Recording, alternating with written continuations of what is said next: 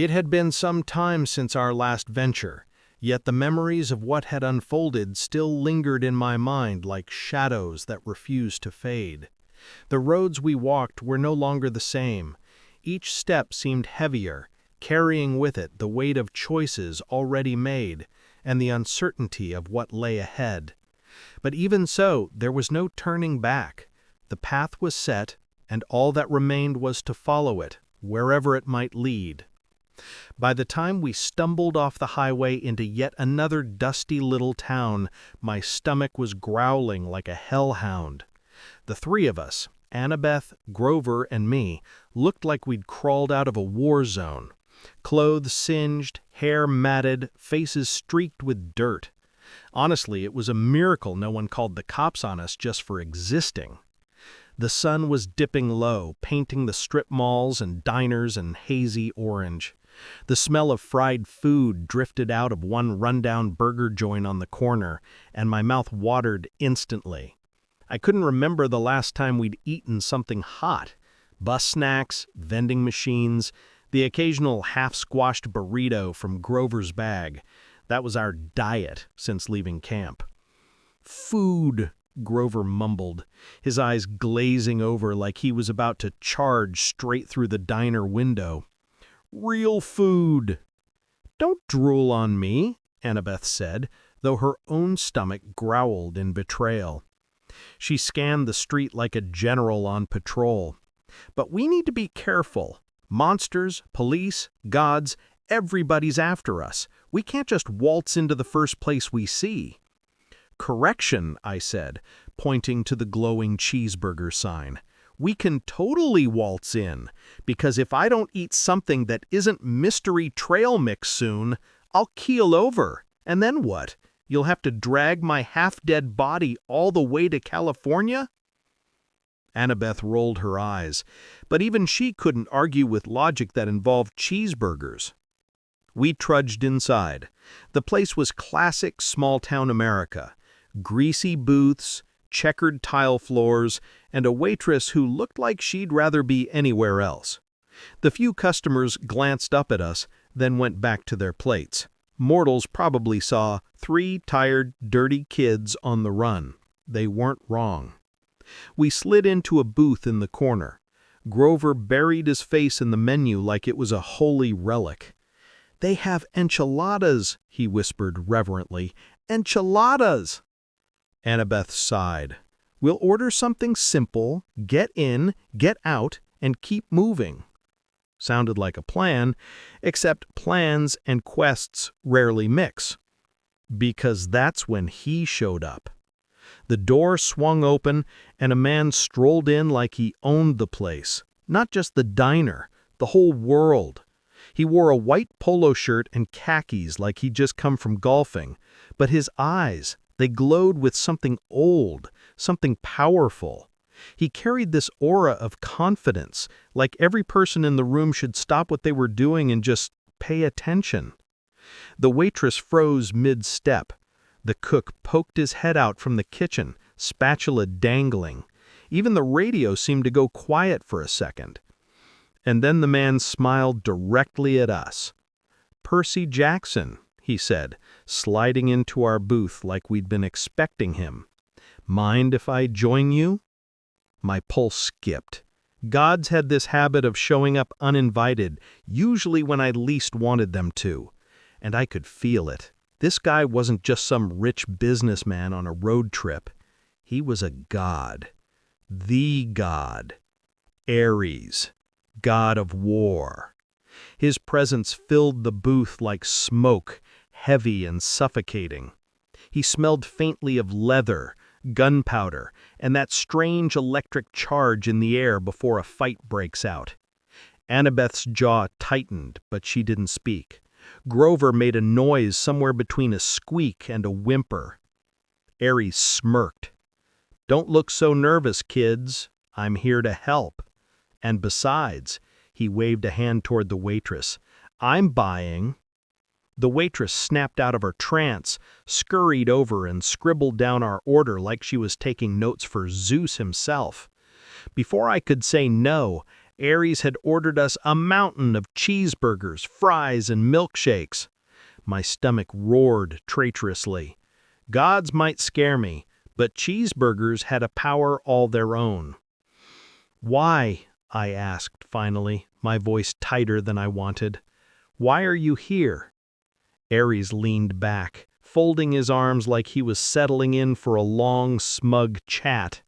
"Because, kid, you've been making waves, fighting monsters, blowing up trains, ticking off half the Olympians, and lucky for you, I happen to like waves. But you're also screwing things up, big time. So I figured I'd give you a little incentive." He leaned forward, his eyes blazing red for a heartbeat. "You want to succeed on this little quest of yours? You're gonna need me." I didn't know if it was the poison still lingering in my veins, or the fact that this was literally the god of war talking to me. But one thing was certain. Whatever Ares wanted, it wasn't just to treat us to cheeseburgers. And somehow I knew this was only the beginning of trouble. The further we went, the more the air seemed to change. It was thicker, heavier, as though the very world itself was watching us closely, judging every move. My steps slowed at times, not from exhaustion, but from the strange pull of doubt. Yet even in that hesitation, I felt something else, a quiet fire, a reason to push on, though I could barely name it. I glanced at my companions. Their faces carried the same strain, the same burden of countless unspoken thoughts, but not once did they falter. Each of us knew what was at stake, though none dared to speak it aloud.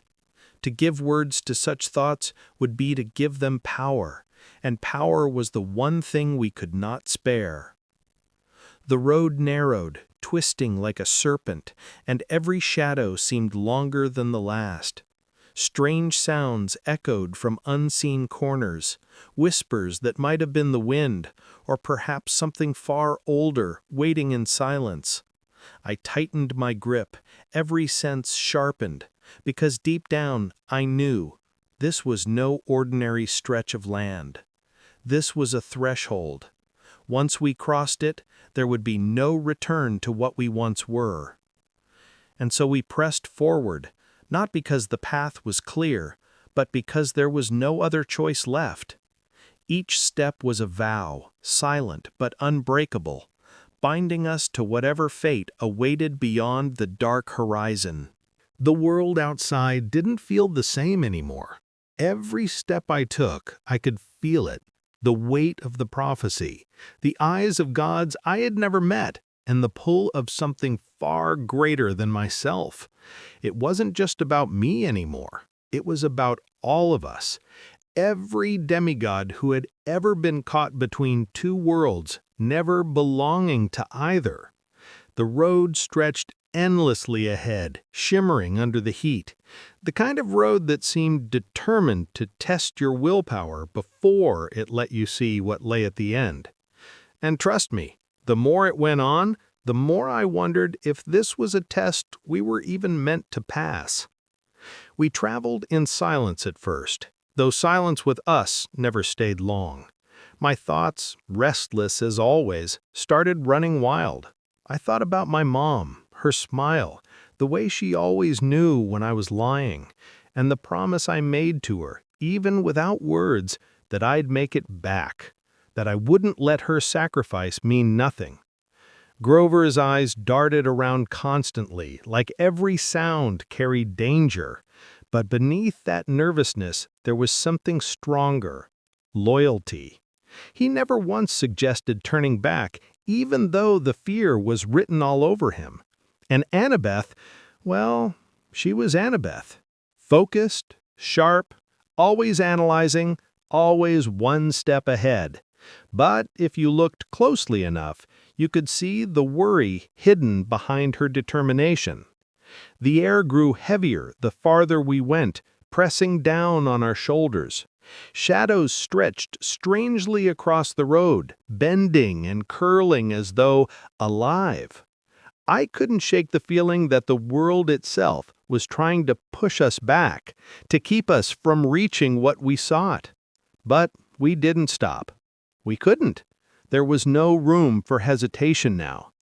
Every mile brought us closer to the truth, closer to the heart of everything. And though the thought made my stomach twist, it also lit something inside me. Fear and courage are funny like that. They come hand in hand. And as the horizon wavered ahead, I knew one thing for sure. Whatever awaited us, it would demand everything we had, and more. The farther we went, the stranger the world seemed to get. It was like the air itself was charged, humming with something old and dangerous, a reminder that we weren't just crossing distances, we were crossing boundaries between the mortal and the divine. Annabeth walked slightly ahead, her gaze locked forward, jaw set like she was carrying the weight of Olympus itself.